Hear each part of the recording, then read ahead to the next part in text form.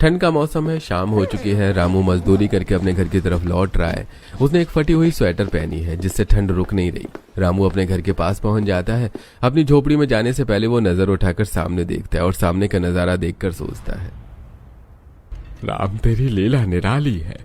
एक तरफ हम गरीबों की बस्ती है तो इसी बस्ती के सामने दूसरी तरफ अमीरों की कॉलोनी। जहां हम ठंड में अपनी सहूलियतों के लिए तरसते हैं तो वहां उस कॉलोनी में ठंड एक त्योहार की तरह है जिसे ये लोग बड़ी खुशी से मनाते हैं। ऐसा सोचते हुए रामू अपनी झोपड़ी के अंदर आता है। तब उसकी बीवी सविता कहती है, आ गए आप? आज आपको काम मिला कि नहीं?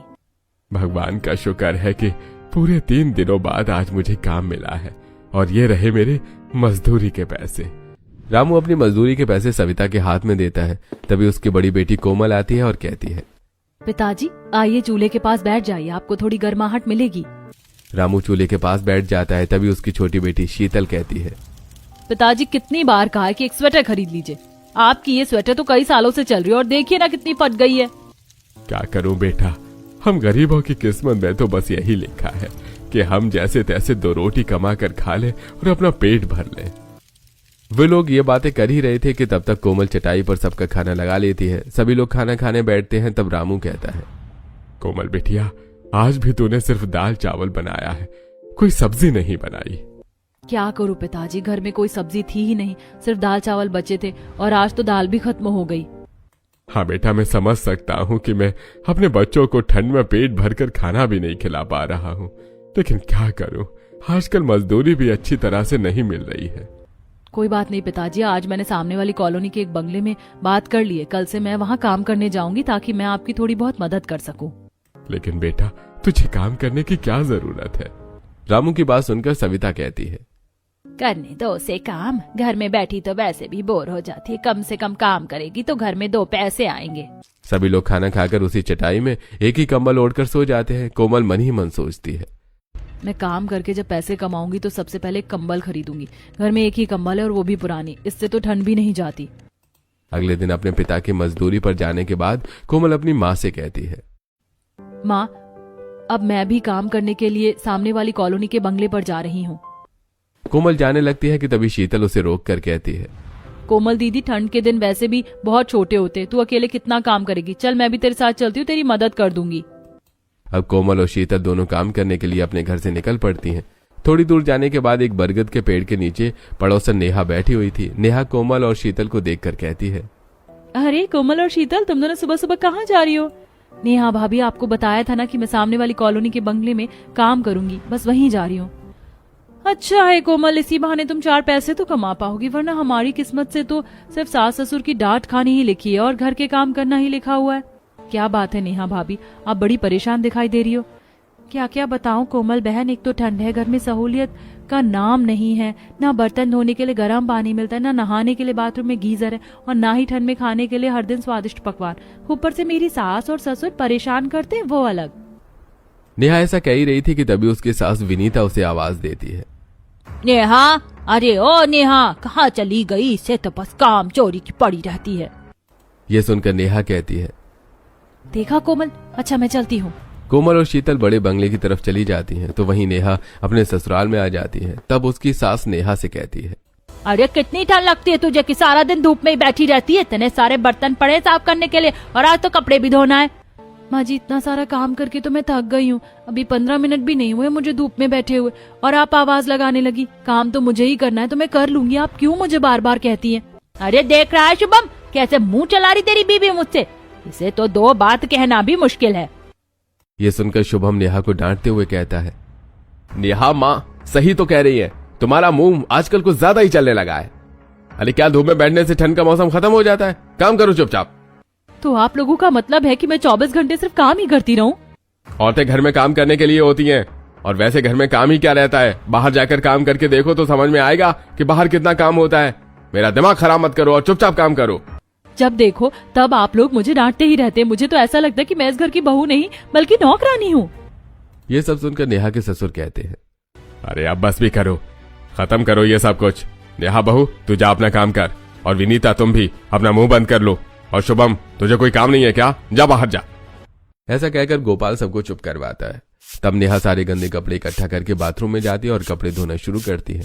ठंडे पानी से कपड़े धोने पर नेहा को बहुत ठंड लगती है। वो कांपने लगती है और अपने आप से कहती है, हे भगवान, कैसे जालिम लोग हैं ये गीजर तक नहीं लगा सकते इतनी ठंड में, ठंडे ठंडे पानी से मुझसे कपड़े धुलवा रहे हैं। नेहा जल्दी से सारे कपड़े धोकर डालती है। उसके बाद वो घर का झाड़ू पोछा भी करती है। तभी नेहा के ससुर के कोई दोस्त उनसे मिलने आते हैं तो नेहा की सास उसके पास आकर कहती है, नेहा बहू, जल्दी से गर्मा गर्म पकौड़े बना दे, तेरे ससुर जी के दोस्त उनसे मिलने आए हैं। नेहा रसोई में जाती है। पहले वो कढ़ाई में तेल चढ़ाती है, फिर बेसन फेंट कर पकौड़े बनाने लगती है और मन ही मन सोचती है, ये ठंड का मौसम तो मुझ जैसी बहुओं के लिए और मुसीबत लेकर आता है। एक काम खत्म नहीं होता कि घर वाले दूसरा काम बता देते हैं। नेहा पकौड़े बनाती है और हॉल में ले जाकर सभी को दे देती है। सभी लोग बैठकर पकौड़े खाते हैं और उसके बाद नेहा के ससुर के दोस्त चले जाते हैं। तब नेहा की सास नेहा के पास आती है और कहती है, नेहा बहू, थोड़े पकौड़े बचे हुए तू भी खा ले और फिर थोड़े से बचाकर हमारे बाजू वाली सरला के यहाँ दे आ। क्या पता उनको पूरी ठंडी पकौड़े खाने को भी मिलते होंगे या नहीं। जी माँ जी। अब नेहा पहले थोड़े से पकौड़े खा लेती है, फिर बचे हुए पकौड़े को प्लेट में रखती है और पड़ोसन सरला के यहाँ जाती है। सरला चूल्हे के पास बैठी मक्के की रोटियां बना रही थी और उसकी बेटी निम्मी वहीं पर बैठी हुई थी। तब नेहा सरला को पकौड़े देते हुए कहती है, सरला भाभी, मैंने पकौड़े बनाए थे, मेरी सास ने थोड़े आपके लिए भी भेजे हैं, आप इसे खा लेना। निम्मी बेटा, तुम भी खा लेना। मुझे तो पकौड़े बहुत पसंद है। मैंने माँ जी कितनी बार कहा कि ठंड में पकौड़े बनाओ, लेकिन माँ बनाती ही नहीं है। ठीक है बेटा, मैंने बना दिया है, तुम खा लेना। वैसे भाभी, सुमित भैया अभी तक आए नहीं है। क्या बताऊं नेहा दीदी, बड़ी मुश्किल से उन्हें एक काम मिला था, वो भी छूट गया। आज दूसरी जगह काम के लिए गए हैं। काम मिल जाए तो घर में 4 पैसे आए। तभी नेहा देखती है कि सरला की छत का एक कोना टूटा हुआ है, जिससे बहुत तेजी से हवा अंदर आ रही है। ये देखकर नेहा कहती है, सरला भाभी, सुमित भैया को अगर काम मिल जाए तो सबसे पहले अपनी छत का ही टूटा हुआ कोना ठीक करवाना। ठंड बढ़ती जा रही है, अगर ये कोना ठीक नहीं हुआ तो आप लोगों को बहुत दिक्कत हो जाएगी। काम तो मिले, सोच तो मैं भी यही रही हूँ। अब देखो ना, ठंडी हवा के कारण कल ही निम्मी को बुखार आ गया था। ठीक है सरला भाभी, अब मैं चलती हूँ, नहीं तो आपको तो पता है कि मेरी सास बाहर रहने पर गुस्सा करने लगती हैं। ऐसा कहकर नेहा अपने घर चली जाती है और सरला रोटियां बनाने लगती है। तभी सुमित वहां आता है और कहता है, सरला, आज मुझे काम मिल गया है। सामने वाली जो कॉलोनी है ना, वहाँ बड़े बंगले में मुझे चौकीदारी का काम मिला है। ये तो बहुत अच्छी बात है, लेकिन चौकीदारी तो रात को करना होता है। हाँ, तो क्या हुआ, मैं रात भर जाकर चौकीदारी कर लूंगा और दिन में घर में आकर सो लूंगा। अजी, बाहर इतनी ठंड है और आपके पास तो ना ही मोटी स्वेटर है और ना ही ठंड में पहनने के लिए जूते, ग्लव्स और टोपा, फिर आप चौकीदारी कैसे करेंगे? मेरी पुरानी फटी स्वेटर है ना, मैं उसी को पहन लूंगा और ऊपर से एक चादर ओढ़ लूंगा। अजी, पुरानी फटी स्वेटर और चादर में ठंड जाती है क्या? क्या करें सरला, मुझे कहीं और काम नहीं मिल रहा है। जैसे तैसे ये काम हाथ लगा है तो मैं इसे हाथ से जाने नहीं देना चाहता। 1 महीने जैसे तैसे गुजार लूंगा, उसके बाद जब पेमेंट मिलेगी तो अपने लिए जर्सी और जूते खरीद लूंगा। पिताजी, मैं भी आपके साथ चौकीदारी करने के लिए चलूंगी, फिर मुझे पैसे मिलेंगे तो मैं भी आपको जर्सी और जूते दिला दूंगी। ये सुनकर सुमित भावुक हो जाता है और अपनी बेटी को गले से लगा लेता है। दूसरी तरफ कोमल और शीतल बड़े बंगले पर काम करने के लिए पहुंच जाती हैं।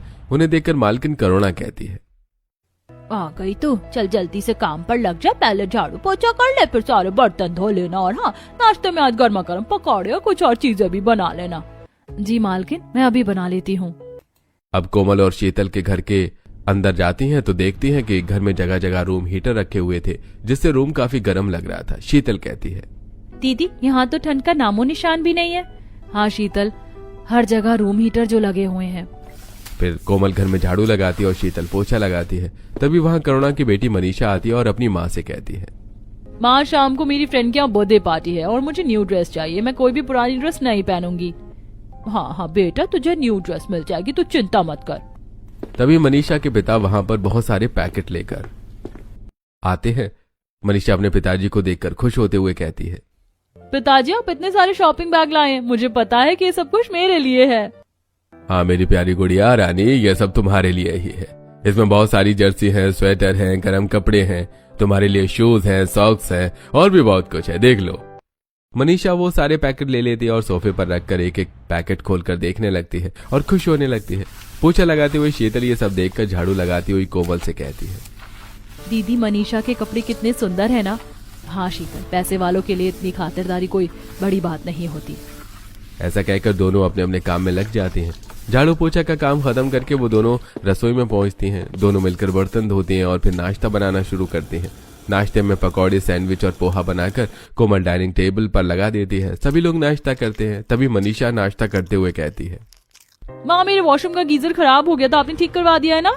हाँ हाँ बेटा, मुझे पता है कि तुम्हें ठंड में गर्म पानी का शावर लेना पसंद है, इसीलिए मैंने बाथरूम का गीजर सुबह ही ठीक करवा दिया है।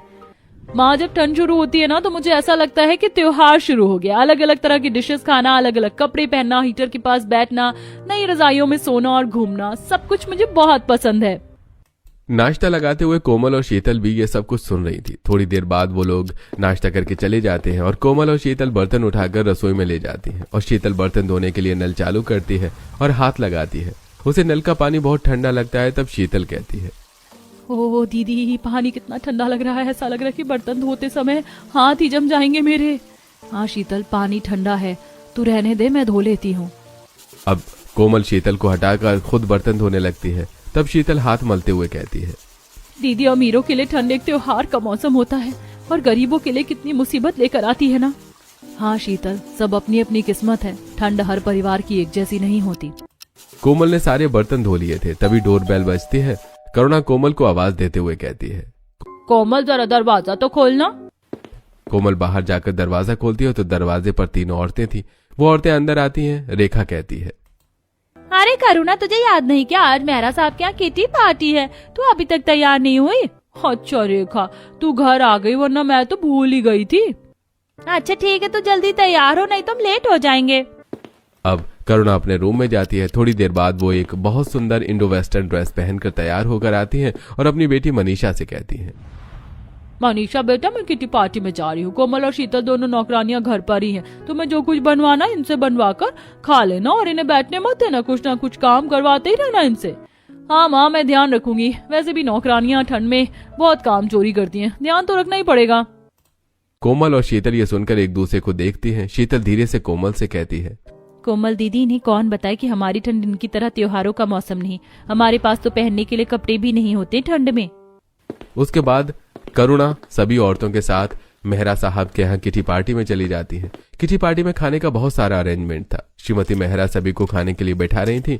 सभी को लोग खाना खाते हैं, उसके बाद गेम खेलते हैं और अंत में मिसेस मेहरा सभी को रिटर्न गिफ्ट देती है। तभी रेखा मिसेस मेहरा से कहती है, श्रीमती मेहरा, हर बार आपके यहाँ की ठंड की किटी पार्टी में मजा ही आ जाता है। खाने में भी इतनी वैरायटी और रिटर्न गिफ्ट भी इतना बड़ा है। हाँ रेखा, और अगले महीने तो मैंने इससे भी ज्यादा शानदार पार्टी रखी है और मैं उस पार्टी में बहुत सारे सरप्राइज रखने वाली हूँ। तुम सभी को जरूर आना है। हाँ हाँ मिसेस मेहरा, जरूर। पार्टी खत्म हो जाती है और सभी लोग अपने अपने घर चले जाते हैं। रेखा अपना गिफ्ट अपने घर लाती है और उसे खोलते हुए अपने पति विवेक से कहती है, विवेक, मिसेस मेहरा इन फैमिली कितने अमीर है ना। वो लोग जितने अमीर है उतने ही दिलदार भी हैं। देखो कितना सुंदर रिटर्न गिफ्ट दिया है हमें। हाँ रेखा, इतनी बड़ी फैक्ट्री के मालिक जो हैं, वैसे मुझे कुछ चीज खरीदनी थी तो हम मार्केट चले। नहीं नहीं विवेक, ठंड बढ़ते ही मेरी कमर और घुटनों में दर्द शुरू हो जाता है और तबीयत भी ठीक नहीं रहती। मैं नहीं जा पाऊंगी। अरे हाँ, मैं तो भूल ही गया था, मैंने डॉक्टर से अपॉइंटमेंट ले लिया है, तुम आज मेरे साथ चलना। हाँ विवेक, ठंड में तो मुझे डॉक्टर के ही चक्कर लगाने पड़ते हैं। वो लोग ये बातें कर ही रहे थे कि तभी दरवाजे पर कोई भिखारन आवाज देती है, मेम साहब, बहुत ठंड लग रही है, पुरानी स्वेटर दे दो, भूख लगी है, खाना दे दो। भिखारन की आवाज सुनकर रेखा रसोई में जाती है। जहाँ 2 सूखी रोटियां पड़ी थी, वो एक पॉलीथिन में उन रोटियों को डालती है और दरवाजे पर लाकर भिखारन को देती हुई कहती है, ये लो अम्मा, ये 2 सूखी रोटियां ही थी, इसे खा लेना। मेम साहब, अगर कोई स्वेटर हो तो दे दो, मुझे बहुत ठंड लग रही है। ठंड शुरू नहीं हुई कि तुम लोगों का काम शुरू हो जाता। स्वेटर दे दो, कपड़े दे दो, खाना दे दो, जाओ यहाँ से, नहीं है मेरे पास स्वेटर। बेचारी भिखारन चुपचाप चली जाती है। तो दोस्तों, ये थी वो कॉलोनी और बस्ती जहां आमने सामने 2 अलग अलग स्टेटस के लोग रहते थे। अब चलिए मिलते हैं मुंबई में रहने वाली प्रेरणा से, जो कि एक बहुत अच्छी लेखिका और समाज सेविका है। आज प्रेरणा बहुत खुश है। वो अपनी माँ शकुंतला से कहती है, पता है माँ, आज ऑफिस में मेरा प्रोजेक्ट सेलेक्ट हो गया और मेरे प्रोजेक्ट की सभी ने बहुत तारीफ की थी। ये तो बहुत खुशी की बात है। वैसे तूने भी इस प्रोजेक्ट की प्रेजेंटेशन तैयार करने में बड़ी मेहनत की थी। माँ असली मेहनत तो अब शुरू होगी। मैं जो बुक लिखने जा रही हूँ ना, ठंड हर परिवार की एक जैसी नहीं होती। इस बुक के लिए मुझे अलग अलग तरह के परिवारों की ठंड की जीवन शैली इकट्ठा करनी होगी। इसके लिए मुझे अलग अलग जगह जाकर अलग अलग तरह के लोगों के बीच रहकर एविडेंस इकट्ठे करने होंगे। बेटा तुझे अलग अलग जगह जाने की क्या जरूरत है, तू अपनी नानी के वहाँ चली जा। तेरी नानी के घर के सामने एक तरफ गरीबों की बस्ती है तो दूसरी तरफ अमीरों की कॉलोनी। सब कुछ तुझे एक ही जगह मिल जाएगा। अरे हाँ माँ, मुझे तो याद ही नहीं था। मैं आज तैयार होकर नानी के घर जाती हूँ। प्रेरणा शाम की गाड़ी से अपनी नानी के घर पहुंच जाती है। प्रेरणा की नानी गंगा उसे देखकर बहुत खुश होती है और गले लगा लेती है। प्रेरणा गंगा को सारी बातें बताती है। ये सुनकर गंगा कहती है, हाँ बेटा, तुझे तो इस टॉपिक पर किताब लिखनी चाहिए। सचमुच ठंड सभी लोगों की एक जैसी नहीं होती। कुछ के लिए खुशियाँ लेकर आती तो कुछ के लिए परेशानियाँ, और तुझे ये दोनों ही कंडीशंस हमारे ही घर के सामने दिखाई देगी। तू पहले खाना खा ले, फिर तैयार हो जा। मैं तुझे ले चलकर सबसे मिलवा देती हूँ। थोड़ी देर बाद गंगा प्रेरणा को लेकर रामू के घर जाती है। सविता गंगा को देखकर कहती है, आओ आओ गंगा मौसी, बहुत दिनों बाद आई हो आप हमारी कुटिया पर। हाँ सविता, मेरी नाती आई थी शहर से तो इसीलिए उसे सबसे मिलवाने ले आई। अच्छा किया गंगा मौसी। ऐसा कहकर सविता नीचे चटाई बिछाकर गंगा और प्रेरणा को बैठने के लिए कहती है। तभी शीतल चूल्हा जलाती है और चाय बनाने लगती है। गंगा कहती है, सविता कोमल कहाँ है, दिखाई नहीं दे रही। गंगा मौसी कोमल सामने बड़े बंगले पर काम करती है, इस समय वो वहीं गई हुई है।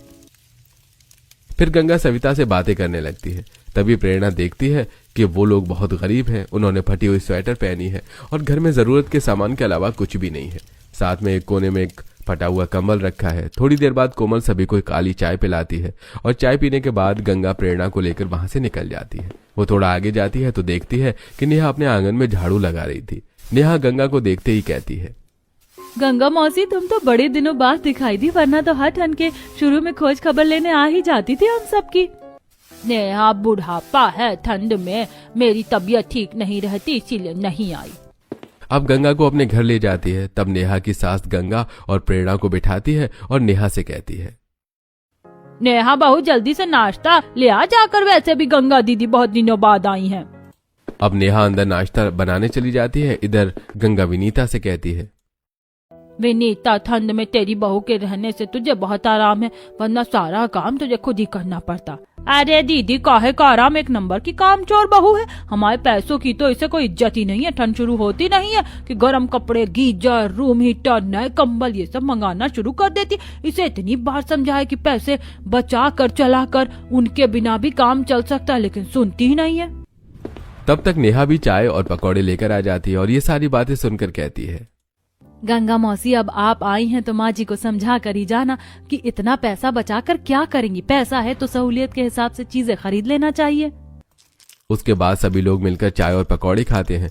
फिर गंगा प्रेरणा को लेकर वहां से निकल जाती है। बाहर निकलते ही सरला दरवाजे पर मिल जाती है और सरला गंगा और प्रेरणा को अपने घर ले जाती है। सरला की बेटी निम्मी उन्हें देखकर कहती है, गंगा नानी आप बहुत दिनों बाद आई हो। आप जब भी आती हो तो मम्मी चाय और पकौड़े बनाती है। आज भी मम्मी चाय पकौड़े बनाएंगी। निम्मी की बात सुनकर गंगा हंसने लगती है। प्रेरणा देखती है कि उनकी छत एक तरफ से टूटी हुई थी जहां से तेज हवाएं आ रही थी। ये देखकर प्रेरणा कहती है, सरला भाभी छत तो टूटी हुई है, यहाँ से तो बहुत हवा आती होगी और आप लोगों को बहुत ठंड लगती होगी। आप इसे ठीक क्यों नहीं करवाती?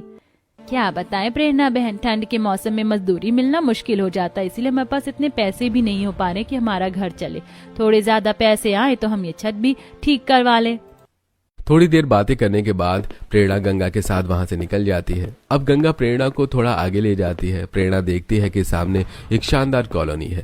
वो लोग जैसे ही कॉलोनी में पहुंचते हैं तो गंगा देखती है कि करुणा और मनीषा स्कूटी से आ रही थी। गंगा को देखकर करुणा रुक जाती है और कहती है, अरे गंगा काकी आप बहुत दिनों बाद दिखाई दी, चलिए हमारे घर चलिए। उनका घर सामने ही था तो गंगा और प्रेरणा उनके घर चली जाती हैं। घर पर कोमल काम कर रही थी। तब करुणा कहती है, कोमल जल्दी से कॉफी और कुछ नाश्ता बनाकर ले आओ। कोमल किचन में नाश्ता बनाने जाती है। तभी करुणा कहती है, ये कोमल है, सामने की बस्ती में रहती है, मैंने इसे काम पर लगा लिया है। तभी कोमल चाय और नाश्ता लेकर आती है और सभी को देते हुए कहती है, मालकिन गंगा काकी मुझे बहुत अच्छी तरह पहचानती है। हाँ मैं तो भूल ही गई थी, गंगा काकी को भला कौन नहीं जानता। सभी लोग नाश्ता करते हैं। उसके बाद करुणा कहती है, गंगा काकी, आज मिसेस मेहरा की किटी पार्टी में वहीं जा रही थी, आप लोग भी मेरे साथ चलिए। मिसेस मेहरा तो आपको देखकर बहुत खुश हो जाएंगी। वैसे भी पिछले कई दिनों से आप उनकी पार्टी में नहीं आई। हाँ करुणा, उसने इस बार भी खबर तो भिजवाई थी। वो सभी लोग मिसेस मेहरा के घर पहुंचते हैं। मिसेस मेहरा गंगा को देखकर बहुत खुश हो जाती हैं और उसे गले लगाकर कहती हैं, गंगा काकी, आप बहुत दिनों बाद आई। हर पार्टी में मैं आपको खबर भेजती हूँ, लेकिन बहुत दिनों से आप पार्टी में भी नहीं आई। क्या करूँ बेटा, पिछले कुछ दिनों से मेरी तबीयत ठीक नहीं रहती, इसीलिए कहीं आना जाना कम ही होता है। अच्छा ठीक है, आओ मैं आप लोगों को अपने मेहमानों से मिलवाती हूँ। मिसेस मेहरा गंगा और प्रेरणा को सभी से मिलवाती हैं। उसके बाद सभी लोग मिलकर खाना खाते हैं और फिर मिसेस मेहरा सभी को गेम खिलवाती हैं। साथ में वो सभी को रिटर्न गिफ्ट भी देती हैं। फिर सभी लोग अपने अपने घर जाने लगते हैं। तब रेखा गंगा मौसी से कहती है, गंगा मौसी चलिए, मेरे घर चलिए। अजय रेखा, मैं फिर कभी आऊंगी, आज तो बहुत देर हो गई है। नहीं गंगा मौसी, मैं ऐसे नहीं जाने दूंगी। मेरे घर चलिए, उसके बाद ही जाने दूंगी। अब रेखा गंगा और प्रेरणा को अपने घर ले जाती हैं। उनको बिठाकर रेखा उनके लिए चाय और नमकीन के साथ तिल के लड्डू भी ले आती है। गंगा तिल के लड्डू खाकर कहती है, ये लड्डू तो तुमने बड़े ही टेस्टी बनाए हैं रेखा। वैसे ठंड में लड्डू खाने के अपने ही फायदे हैं। कहा गंगा मौसी, मुझे तो कोई फायदा नहीं मिलता। ठंड शुरू होते मेरे घुटनों में दर्द होने लगता और कमर तो बहुत दुखती है। हाँ रेखा, ये ठंड भी एक तरह का संघर्ष है। थोड़ी देर बातें करने के बाद प्रेरणा और गंगा अपने घर आ जाती हैं। तब प्रेरणा कहती है, नानी, नाना के जाने के बाद आप बहुत अकेली हो गई हो ना। हाँ प्रेरणा, भगवान ने एक ही बेटा दिया था, वो भी अमेरिका शिफ्ट हो गया। लेकिन नानी, आप उनके साथ अमेरिका क्यों नहीं चली गई? नहीं बेटा, तुझे तो पता है कि मैं एक समाज सेविका के रूप में अपना जीवन गुजारती हूँ।